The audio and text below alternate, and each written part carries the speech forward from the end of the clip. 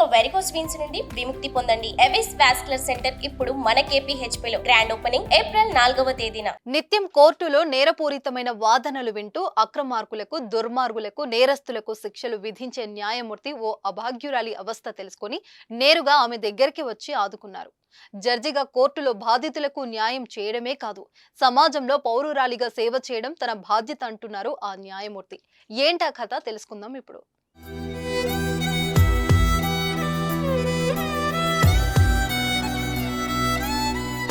మెదక్కు చెందిన సంతోష, శ్రీనివాస్ అనే దంపతులు బతుకు తెరువు కోసం కొన్నేళ్ల కిందట నర్సాపూర్ వచ్చారు.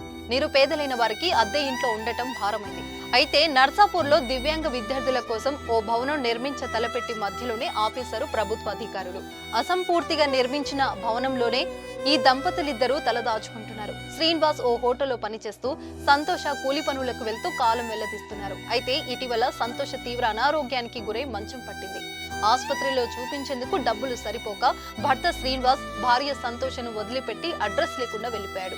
4 రోజుల నుంచి పస్తులున్న సంతోషకు కంటి చూపు కూడా పోయింది. దీంతో ఆకలితో అలమటిస్తున్న సంతోష అక్కడే ఉన్న మట్టి తింటూ స్థానికుల కంటపడింది. అయ్యో అంటూ జాలిపడిన వారు మండల లీగల్ సర్వీస్ కమిటీ న్యాయవాది స్వరూపారానికి విషయం తెలియజేశారు. ఆమె ఇదే విషయాన్ని జూనియర్ సివిల్ కోర్టు న్యాయమూర్తి అనితకు వివరించింది. చలించిపోయిన జడ్జి హుటాహుటిన ఎస్ఐ పుష్పరాజ్, ప్రభుత్వ వైద్యుడు మిర్జా బేగును వెంట తీసుకుని సంతోష ఉన్న ప్రదేశానికి వెళ్లారు. మాట్లాడలేని స్థితిలో ఉన్న సంతోషను వెంటనే ప్రభుత్వ ఆసుపత్రికి తరలించి చికిత్స అందేలా చేశారు. ఆరోగ్యం మెరుగుపడే వరకు బాధ్యత తీసుకోవాలని స్థానిక అధికారులకు ఆదేశించారు. న్యాయమూర్తి స్పందించిన తీరుపై స్థానికులు హర్షం వ్యక్తం చేస్తున్నారు. జడ్జిలు ఇలా కూడా ఉంటారంటూ చర్చించుకుంటున్నారు.